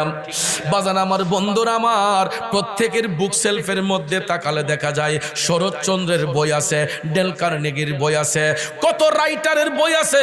কিন্তু অনেক মুসলিম পরিবারের মধ্যে তাদের বুক সেলফে তাকাইলে একটা কোরআন শরীফ খুঁজে পাওয়া যায় না, একটা হাদিস শরীফ খুঁজে পাওয়া যায় না, একটা ওলি আল্লাহর জীবনী খুঁজে পাওয়া যায় না। ঠিক না বেঠে? আর কি বলবো দুঃখের কথা, অনেক পরিবারের মধ্যে গেলে একটা নামাজের মশলা যদি বিচারি তখন 10 মিনিট লাগে নামাজের মশলাটা বাইর করে দিতে। কারণ নামাজের পরিবেশ নাই ঘরে। অনেক জায়গার মধ্যে গিয়ে যদি জিজ্ঞেস করি একটা নামাজের বিছনা দেন, কয়েকটা দিতাছি দেখবেন আলমারি খুললা ওই যে সিফার ভিতরে বিদেশি একটা পাইছে গিফট, এটা রাখছে ভিতরে ঢুকাইয়া, জীবনে একদিন খুললা নামাজও পড়ছে না। আছে না নাই? যুবক ভাইয়ের আমার, বন্ধুরা আমার, এই জন্য আমার রাসূল বলেছেন নামাজি ব্যক্তিদের ঘরের পরিবেশ থাকবে এক ধরনের, আর বেনামাজির ঘরের সুরত থাকবে অন্য ধরনের। একটা নামাজি পরিবারের মধ্যে ঢুকলেই বোঝা যায় যে এই পরিবারটার মধ্যে একটা রহমত আছে, শান্তি আসছে। আর বেনামাজির ঘরের মধ্যে ঢুকলেই দেখবেন শুধু ঝগড়াঝাটি, মারামারি, কাটাকাটি। ঠিক না ঠিক? এই জন্য যুবক আমার বাবাজিরা, কয়দিন বাঁচবো একটু ডায়েরিটা হিসাব করে দেখেন না, জীবনের ডায়েরিটা একটু হিসাব করেন। বয়স তো অনেকের 50 হয়ে গেছে, 40 হয়ে গেছে, অনেকের এর উপরে হয়ে গেছে। বাজান আমার, বন্ধুরা আমার, লাইফের তো কোনো নিশ্চয়তা নাই, আর বাঁচবো কয়দিন। এই জন্য চিটারি বাটপারি ছেড়ে দিয়া, ধান্দাবাজি ছেড়ে দিয়া, ইত্তাকুল্লাহ, আল্লাহকে ভয় করো, নেক আমলের দিকে দাবিত হয়ে যাও। ঘরে মা বাবা থাকলে তাদের সেবার মধ্যে দাবিত হয়ে যাও। বন্ধু, শেখ ফরিদের মা কোরআন তেলাওয়াত করতেছেন। শেখ ফরিদ আয়েশা যখন মায়ের শিয়রে দাঁড়াই আছে, মা তো কোরআন তেলাওয়াতে ব্যস্ত। যখন সন্তানের গায়ের আভাস পাইলেন, শেখ ফরিদের মা কোরআন শরীফ তেলাওয়াত শেষ করলেন। কইরা সন্তানের মুখের দিকে তাকাইছে। সন্তানের মুখের দিকে তাকাইয়া কই, কিরে শেখ ফরিদ, তোর চোখ দুইটা আগুনের মতো লাল হয়ে আছে। জাদু, তুই কি ঘুমাস নাই? ও শেখ ফরিদ, কিরে বাবা, রাতের বেলা কি তুই বিছানার মধ্যে ঘুমাস নাই? শেখ ফরিদ তখন ডাক দিয়া বলতেছেন, মা, ও দরদি মা, আসলে গো মা, আমি তো সারাটা রাত্র ঘুমাইতে পারি নাই। কেন রে জাদু, ঘুমাস নাই কেন? শেখ ফরিদ ডাক দিয়া কয়, মা, তোমার দোয়ার বরকতে তোমার সন্তান শেখ ফরিদ আজকে এত বড় হয়েছে গো মা। তোমার দোয়ার বরকতে পৃথিবীতে আমি এমন কোনো ব্যক্তি দেখি না যে তোমার সন্তান শেখ ফরিদের কাছে কোনো লেনদেন আছে। জানা সত্যি গো মা, আমি সবার পাওনা দাওনা পরিশোধ করে দিয়েছে। মা গো মা, ও দরদি মা, আমার একটা ঋণ এখনো বাকি আছে গো মা, ওই ঋণটা তো আমি এখনো শোধ করতে পারলাম না। মা ডাক দিয়া কয়, কেঁদে জাদু, কি ঋণ তোর বাকি আছে? তখন শেখ ফরিদ আবেগপ্লুত কণ্ঠে ডাক দিয়া কয়, মা গো মা, আমি যখন শিশু ছিলাম, তোমার কোলের শিশু ছিলাম, আমি তো তখন তোমার স্তন থেকে দুধ পান করেছে। মা, আমি তোমার স্তন থেকে দুধ পান করেছি। মা গো, আমি তো তখন অবুঝ ছিলাম, শিশু ছিলাম, রোজগারি ছিলাম না। আমি তো অনেক দিন তোমার স্তন থেকে দুধ পান করেছে। মা গো, আমি তো তোমার কাছে ঋণী হয়ে আছি। এখন আমি উপযুক্ত হয়েছি, আমার ইনকামিং সোর্স আছে গো মা, মোটামুটি আমি চইলাফেরা খাইতেছি। কিন্তু মা, আমি তো তোমার কাছে ঋণী হয়ে আছি, আমি তোমার দুধের ঋণটা শোধ করতে চাই। বলো মা, কত টাকা দিলে তোমার দুধের ঋণটা শোধ হবে? আল্লাহু আকবার।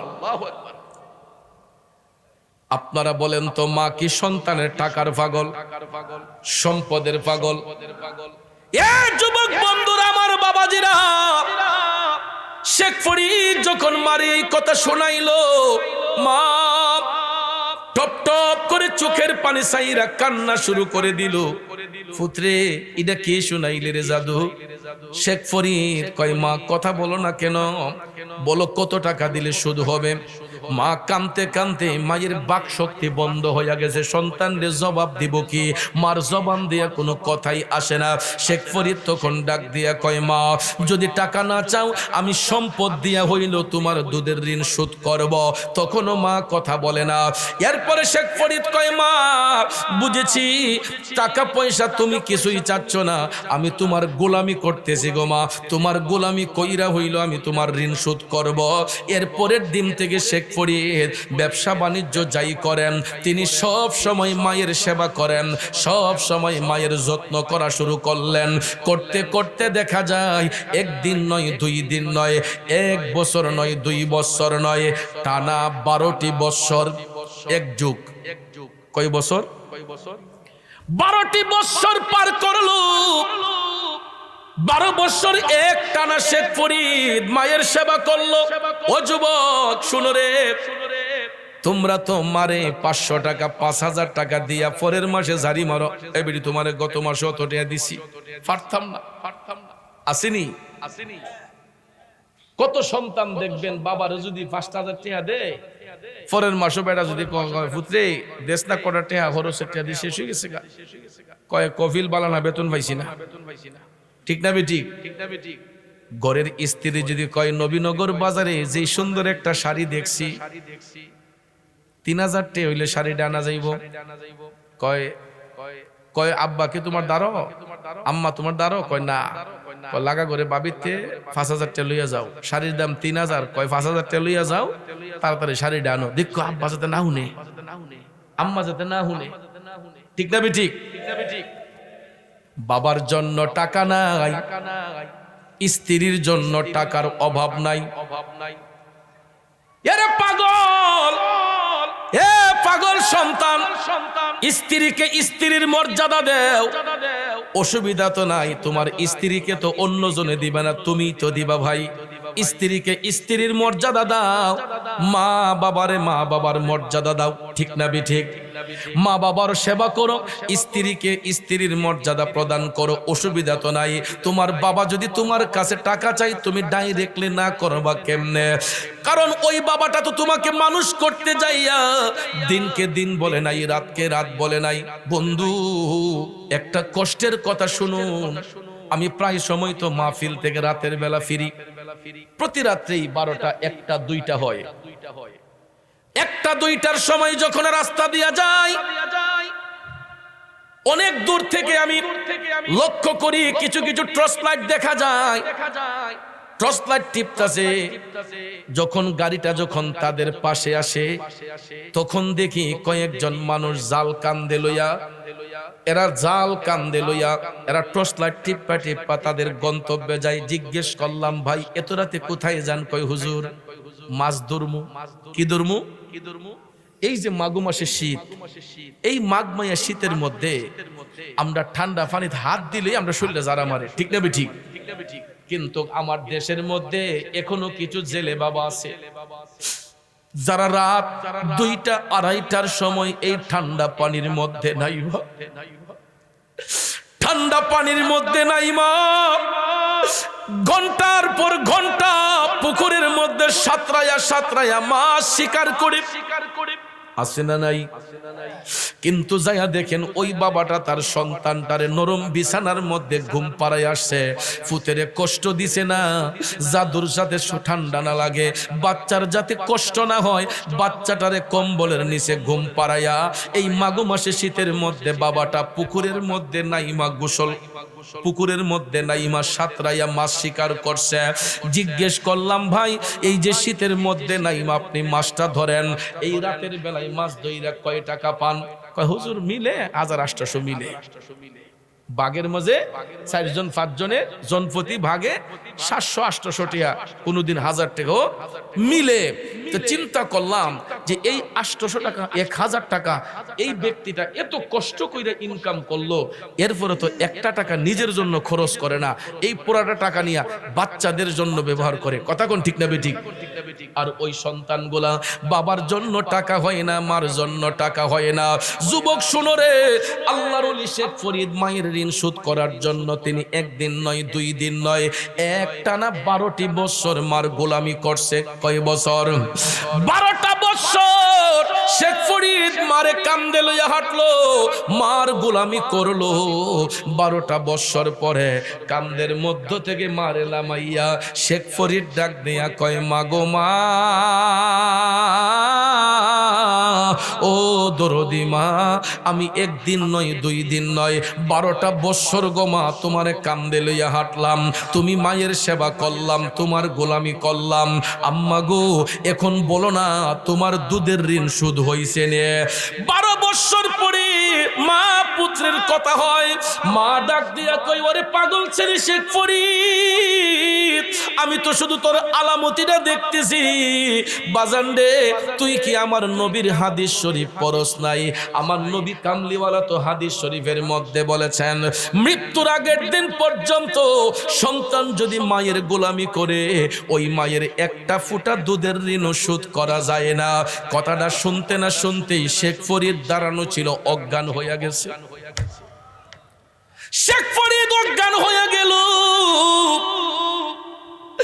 তখন সেন্স যখন ফিরে আসলো, শেখ ফরিদ মারে পায়ের মধ্যে জড়ায়া দইরা ডাক দিয়া কয়, মা, ও দরদি মা, আমার ভুল হয়ে গেছে গো।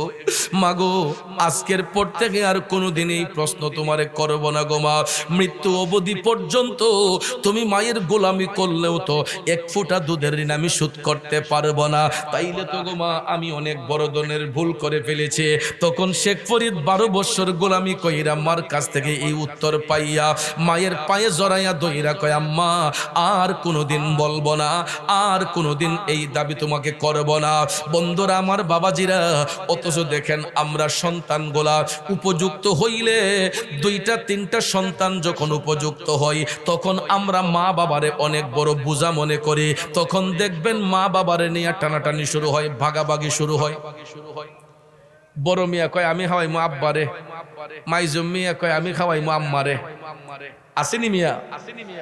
এরপরে দেখবেন সুডু মিয়া, মাইজুম মিয়া 2-1 মাস খাওয়াইয়া কয়, রে আমার কুদুর বেশ হবা আম্মা, তোমার সুডু ফুতে লোক হাও। আসেনি?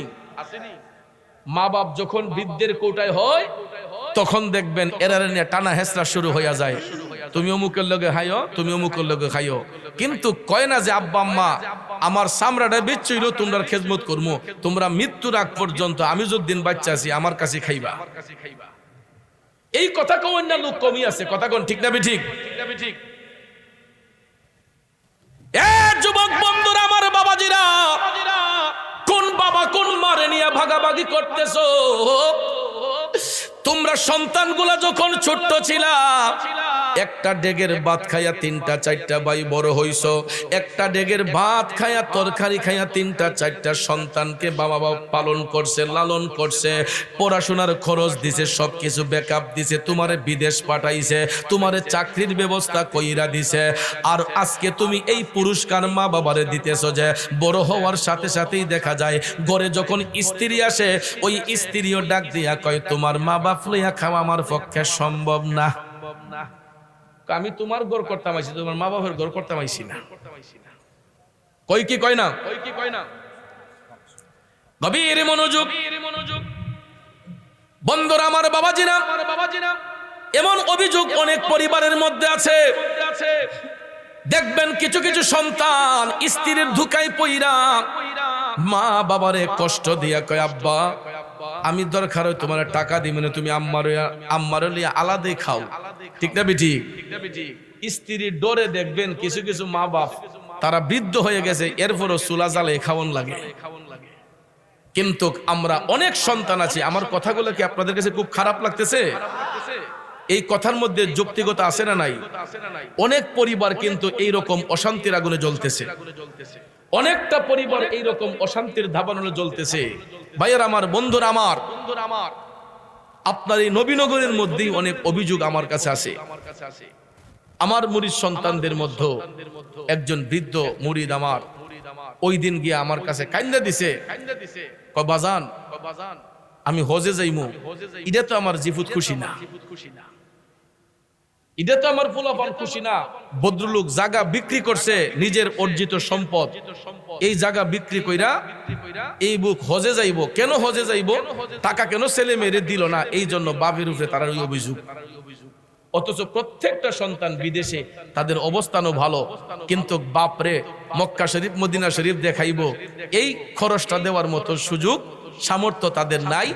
কিন্তু ভদ্রলোক নিজের টাকা দিয়ে হজে যাবেন, এরপর ওইখানেও বাধা, কেন তাদের টাকাটা ভাগ করে দিল না?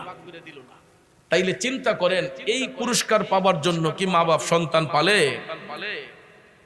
এ নবীনগর লাপাঙ্গের যুবকরা, তোমাদের পায়ে হাত ধরে বলবো রে, ওই মা বাবার কষ্ট দিয়া জাহান্নামের রাস্তা খুঁজো না। জান্নাত যদি পেতে হয় এখনো সময় আছে, মা বাবার গোলামিতে মাশগুল হইয়া যাও। শেখ ফরিদ ডাক দিয়া কয়, মা আর কোনোদিন তোমারে আমি এই কথা বলবো না গো মা, আর কোনোদিন তোমার সাথে আমি এই আচরণ করব না। পরের দিন থেকে শেখ ফরিদ মার সেবা করা শুরু করে দিল। করতে করতে করতে হঠাৎ একদিন নামাজের মুসল্লায়, ফজরের নামাজ পইরা নামাজের মুসল্লায় বৈশা শেখ ফরিদের মা দুইটা হাত তুলে আমার আল্লাহরে ডাক দিছে, আল্লাহ আমার শেখ ফরিদ রে তুমি ওলি বানাইয়া দাও, শেখ ফরিদ রে তুমি ওলি বানাইয়া দাও। এ বন্ধু, মার দোয়া যদি এক পাল্লায় থাকে, পৃথিবীর সব মানুষের মুনাজাত যদি এক পাল্লায় থাকে, আমার নবী বলছেন ওই মায়ের একটা মুনাজাতের পাল্লায় বাড়ি হইয়া যায়। আল্লাহু আকবার কি বলবেন না? ভাইয়ের আমার, বন্ধুরা আমার, ঘর থেকে বের হবেন, মার দোয়া নিয়ে বের হইবেন, ঘরে আসবেন, আবার মার দোয়া নিবেন। দেখবেন আমি পাপী জবানে বললাম, আপনার কোনো রাস্তায় কোনো ঘাটে আপনি আটকা পড়বেন না, কোনো জায়গায় আপনার বিপদ হবে না। বন্ধুরে, আমি নিজেকে অনেক গর্বিত মনে করি, কেন জানেননি? আমরা চারটা ভাইয়ের মধ্যে শুধু একমাত্র আমি মাদ্রাসায় পড়াশোনা করছি। আমরাও 4 ভাই 2 বোন। তো আমার মা আমারে মাদ্রাসা দিছিলেন, আমারে মাদ্রাসায় ভর্তি করাইছেন, কিন্তু আব্বার ইচ্ছা ছিল যে আমারে স্কুলেই পড়াইবেন। কিন্তু আমি যে মাদ্রাসায় পড়বো, এদের পিছনে অনেক বড় হিস্টরি আছে মিয়া। আমি যখন আমার মার পেটে ছিলাম, তখন আমার নানা হুজুর আমার আম্মারে বলছিলেন যে এবার তোমার পেটের থেকে যে ডাইবো, এটার আল্লাহর রাস্তায় দিয়ে দিও। যে আজকালের কথা, আমার বয়স তখন 42 চলতেছে, 42 ওভার হয়ে যাচ্ছে। তো আমার নানা হুজুর মাসিয়াতার পিসাব দরবেশা রহমাতুল্লাহ আলাইহি, তো 42 বছর আগে কি হতো? আল্ট্রাসাউন্ড আসিল মিয়া, হ্যাঁ? এখন না আল্ট্রাসাউন্ড কইরা দেয় এটা ছেলে না মেয়ে। তো 42 বছর আগে তো আল্ট্রাসাউন্ডের এত উন্নত প্রযুক্তি ব্যবস্থা ছিল না। আমার নানা হুজুর যখন সুনামগঞ্জে সফরে যাচ্ছেন, তখন আমাদের বাড়িতে স্টোভ দিয়ে যাইতেন, কারণ তখন তো রাস্তাঘাটে তো ভালো ছিল না। আমার আম্মারে বিয়ে দিছে হবিগঞ্জে, তা আমাদের বাড়িতে অবস্থান কইরা যখন শুনছে যে দুনিয়াতে কেউ আসবে, তখন আমি পাগলা আমার মার গর্বে ছিলাম। আমার আম্মারে কইছে যে জি, এবার তোমার পেট থেকে যেটা এটা আল্লাহ রাস্তায় দিলেই। এরপরে আমি যখন দুনিয়াতে আইছি, তখন আমারে ছোটবেলা থেকে আমার আব্বা তো চেয়ারম্যান, আমার স্কুলে ভর্তি করে, আর আমি হালি ফেল করি। স্কুলে ভর্তি করে পড়াশোনার মাঝে মনোযোগ নাই বলতেই নাই। এরপরে টান্না টুইনা ফাঁসালা ফাঁস করছি। কিন্তু ছোটবেলা থেকে আমার পাঞ্জাবি পরার শখ ছিল। কি ছিল? আমারে শার্ট মাঠ কিনে দিলে এটা টান্না ছিঁড়ে নিতাম। আমার পাঞ্জাবি পরার খুব শখ ছিল ছোটবেলা থেকেই। অনেক হুজুরা ওয়াজ আইলে আমি গিয়া ওই পারি না পারি মাইকটা আতুলই ওই একটা গজল গাই লিতাম। তখন আমার খালি স্কুলে দেয়, আমি খালি ফেল করি, আর স্যারেরা আব্বার কাছে বিচার দেয়, আব্বাই আম্মার লোকে চেতাচেতি করে। হ্যাঁ, আমার ইজ্জত মেরে লিতেছে, পড়ালেখার মাঝে ভালো না, খারাপ রেজাল্ট করে। ফাইভ যখন পাস করছি তখন টাইনা টুইনা পাস করছি। এরপরে দিছে আমি কইলে মাদ্রাসা একটু দূর দিকে আমার মাদ্রাসা দেয় না। এরপরে দিছে স্কুলে ভর্তি করে, হাই স্কুলে ক্লাস 6 যখন ভর্তি হইছি এও মনোযোগ নাই পড়াশোনার। 10 বিষয়ে পরীক্ষা দিছি, 8টার মধ্যে ফেল করে লিছি। ছাত্রটা কি বালা, 10টার মধ্যে পরীক্ষা দিয়ে কটা ফেল, 8টা তুই ফেল মিয়া। এরপরে তখন চেয়ারম্যানের ফুট স্যারেরা কয় কিতা করন যায়, হেদি পড়ালে আপনাদের মনোযোগ নাই। আব্বার কাছে রেজাল্ট শিট আইছে, আব্বা তো আইয়া কয় হেরে ওহন গরুর হাবাডাম আর পড়ালে দরকার নাই, আমার গৃহস্থী দেখবো। এরপরে আম্মা করে বাজানে কইছিল এর মাদ্রাসা দিবার লাগে আমরা মনে কোনো ভুল করতেছি। তখন আব্বা কয় দেখো তোমার যেটা আবার লাগে দি কর। এরপরে আম্মা কি করছে, আমার আইনা দিছে মাসি, আমার নানার বাড়ি সানফুর মার্শাদ ভর্তি করে দিছে। ইহান আইয়া যখন মারাদর পাই না, তো মারাদর না পাইয়া 1 বছর 2 বছর ফুইরে এরপরে দেখি আবার এটা একটু আমরার উল্টা মাদ্রাসা, বুঝছেন না, আমরার লাইনের না। তো যাক 2 বছর পড়ার পরই আবার এলাকাত নিচে নিয়া সুন্নি মাদ্রাসাত ভর্তি করছে। এই যে পড়াশোনাত মন বসছিল, আল্লাহ রহমতে আপনাদের দুয়ার বরকতে আমার কোন রেজাল্ট সেকেন্ড ডিভিশন না, অল ফার্স্ট ক্লাস। একমাত্র আমার নানা হুজুর দরবেশ রহমতুল্লাহ দোয়া করছে বিদায়, আর আপনাদের দোয়া আছে বিদায়, মা বাপের দোয়া আছে বিদায়, মাদ্রাসাত পইরা আজকে কোরআন সুন্নাহর কথা বলি দেশ বিদেশ ঘুইরা। ভাইয়ার আমার বন্ধুরা, আমার বাকি 4টা ভাই, 3টা ভাই, আমি সহ 4 জন, সবাই কিন্তু মাস্টার ডিগ্রি কমপ্লিট। কিন্তু এখনো আমার ভাইয়েরা ব্যস্ততার কারণে হয়তো আসতে পারে নাই, কিন্তু আমি এখন যাইলেই আগে আমার বাপের কবর জিয়ারত করি, দাদা দাদির কবর জিয়ারত করি, আমার বাড়িতে মিলাদ মাহফিল হইলে আমি গিয়া মোনাজাত করি। তাইলে যদি মাদ্রাসায় আজকে না পড়তাম এইটুকু করতে পারতাম? ভাইয়ের আমার, বন্ধুরা আমার, এই জন্য আপনাদেরও আমি জোরহাত করে বলে যাব, অন্তত একটা সন্তানকে দিনী শিক্ষায় শিক্ষিত বানাইবেন, মাদ্রাসা শিক্ষায় শিক্ষিত বানাইবেন। আপনি মারা যাবার পরে ওই সন্তানটা একবার না একবার হলেও আপনার কবরের পারে গিয়ে হাতটা তুইলা দোয়া করবে যে ওয়াকুর রাব্বির হামহুমা কামা রাব্বায়ানি সগীরা। সন্তান যদি আলেম হয় তখন দেখবেন ওই সন্তান মা বাবার প্রতি যত্নশীল হবে। আর যদি সন্তান আলেম না হয়, যদি এদিক সেদিক চলাফেরা করে লাঞ্ছিত হয়ে যাওয়ার কারণে অনেক সময় কিছু কিছু সন্তান মা বাবার সাথে বিয়াদবি করে ফেলে। এই জন্য যুবক ভাইয়ের আমার, বন্ধুরা আমার, হাদিস শরীফে আমার রাসূল বলেছেন মৃত্যু অবধি পর্যন্ত একটা ফুটা দুধের ঋণ কোনো সন্তান মা বাবার শোধ করতে পারবে না। আমরা মা বাবার কাছে চিরঋণী। এই জন্য লাপাঙ্গের ভাইদেরকে বলবো, যার ঘরে মা আছে বাবা আছে, ওই মা বাবার সঙ্গে কোনোদিন ধমক দিয়া কথা বলবেন না। আজকের মাহফিলটা শেষ করে বাড়িতে যাইয়া বলবেন, আব্বা মুরাদ হুজুর বইলা দিছে তোমার পায়ে ধইরা মাফ চাইতে। মারে গিয়া কইবেন আম্মা তোমার পায়ে ধইরা মাফ চাইতে হুজুর বইলা দিছে। দেখবেন পাপি জবানে বলে যাচ্ছে, আপনার বাবার চোখের পানি, মায়ের চোখের পানি টপ টপ করে ঝরবে। আর ওই মা বাবার সন্তানরে জড়াইয়া ধইরা কান্দা কইব, ফুট যা, আর জীবনে কোনোদিন এইরকম ভুল করিস না। মা বাপ সন্তানরে কষ্ট দেয় না, আমরা কষ্ট দেই। মা বাপ সন্তানদের সবসময় ক্ষমা দেয়, কথা কোন ঠিক না? এই জন্য আমি আবার লাপাঙ্গের যুব সমাজকে বলবো, যাদের ঘরে মা আছে বাবা আছে তাদেরকে কোনোদিন কষ্ট দেওয়া যাবে না, মা বাবার সঙ্গে সৎ আচরণ করবেন।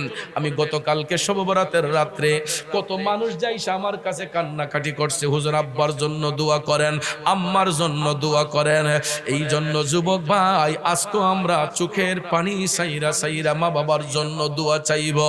আব্বা আম্মা যারো নাই সংসারে, মাফ কইরা দাও নূর নবীর খাতিরে। যুবক, চোখের পানি গুলা সাইরা দিও মা বাবার জন্য, কারণ এই মাহফিল হওয়াতে শুধু আমরাই খুশি না, এলাকার কবরবাসী রুহু আরো বেশি বেশি খুশি, ঠিক কিনা কম? এলাকার কবরবাসী রুহু থাকে, কারণ এটা প্রথম বার্ষিক মাহফিল। সব সময় যাতে এই মাহফিল চালু থাকে, রাজি আছেন তো সবাই?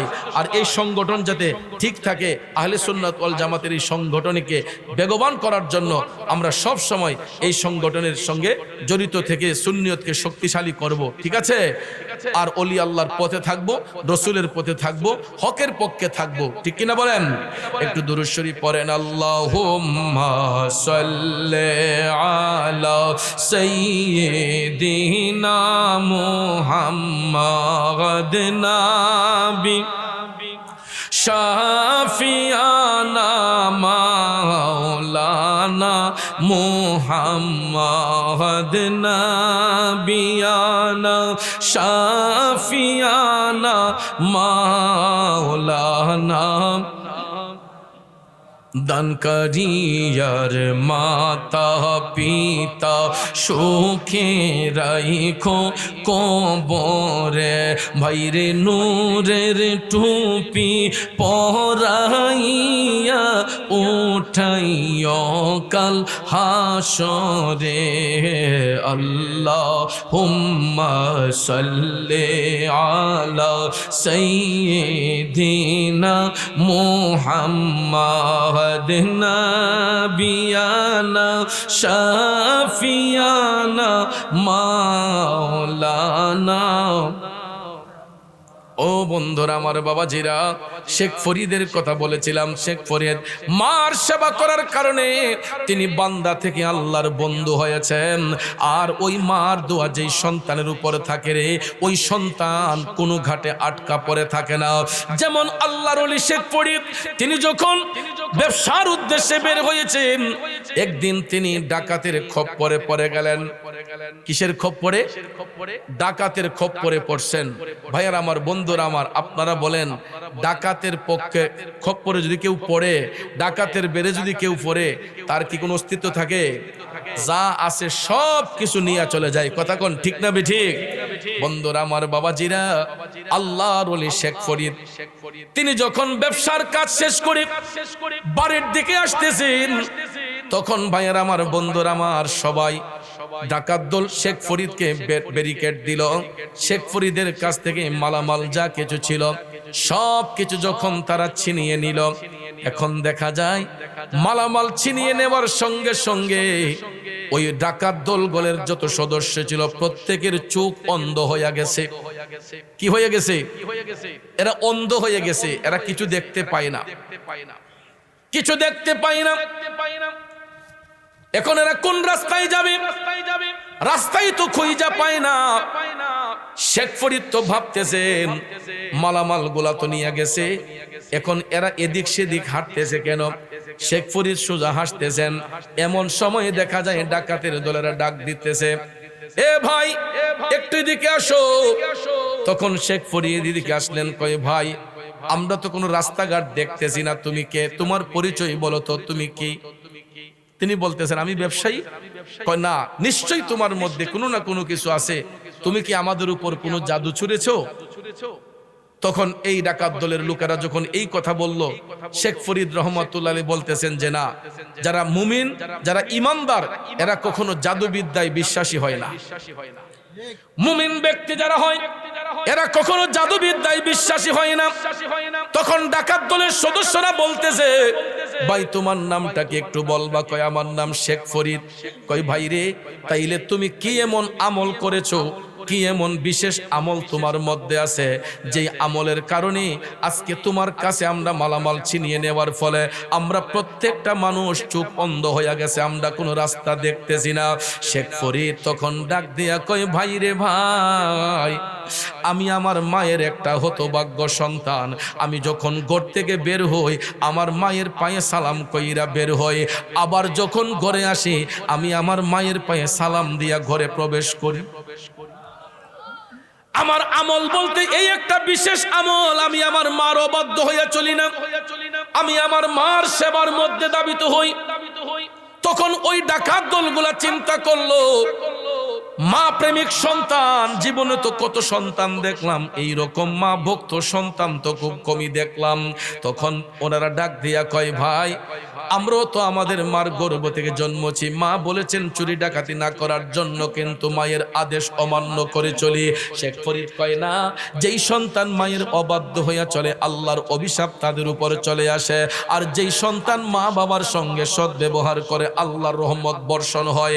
ডাকাত দলের সদস্যরা তখন বলল, শেখ ফরিদ, আমরা যদি তোমার মাধ্যমে আমরা যদি তওবা করে ফেলি যে জীবনে আর কোনোদিন ডাকাতি করব না, আমরা আজকের পর থেকে মার সাথে বিয়াদবি করব না, আল্লাহ কি আমাদেরকে মাফ করবে? শেখ ফরিদ বলতেছেন, অবশ্যই অবশ্যই, তোমরা যদি তওবা করে ফেলো আল্লাহ রাব্বুল আলামিন তওবাকারীকে পছন্দ করে। তখন ডাকাত দলের সদস্যরা, এদের চোখ অন্ধ, এরা যখন অনুতপ্ত হয়ে গেল, শেখ ফরিদ বললেন, ঠিক আছে, তোমরা সবাই আমার সাথে পাঠ করো, লা ইলাহা ইল্লাল্লাহু মুহাম্মাদুর রাসূলুল্লাহ। এরা কালেমা পড়ল। তখন শেখ ফরিদ তাদেরকে ইস্তেগফার করালেন, তওবা করালেন। তওবা করার সঙ্গে সঙ্গে আল্লাহর ওলি শেখ ফরিদ প্রত্যেকটা সদস্যের গায়ের মধ্যে ফু দিলেন।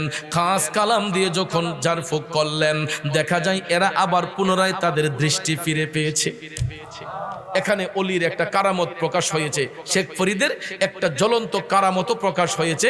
শেখ ফরিদ যখন এদেরকে খাস কালামের দোহাই দিয়ে এদেরকে যখন তওবা পড়ালেন, এরা আবার অন্ধ চোখ ফিরে পেয়ে এরা আবার আলো ফিরে পেয়েছে, দৃষ্টি ফিরে পেয়েছে। তখন এরা প্রত্যেকটা লোক আল্লাহর ওলি শেখ ফরিদের কাছে বায়াত গ্রহণ করেছে। এরপরে এরা যখন বাড়িতে যাইয়া এদের মা বাবার কাছে যখন মাফ চাইতেছে, আব্বা আম্মা গো, জীবনে কত ডাকাতি করলাম, চুরি করলাম, আমাদেরকে ক্ষমা করে দাও, তোমাদের আদেশ অমান্য করে চলেছে। আজকে এমন একজন ব্যক্তির সান্নিধ্য পেয়েছি, ওই লোকটার সহবতে যাওয়ার কারণে আজকে আমাদের অন্ধ চোখ আমরা ফিরে পেয়েছে। তখন মা বাবারা খুশি হইয়া বলল, যা, আমরা দোয়া করতেছি আল্লাহ যেন তোদেরকে অলি বানাইয়া দেয়। তখন প্রত্যেকটা সন্তান অলির দরজা লাভ করেছে।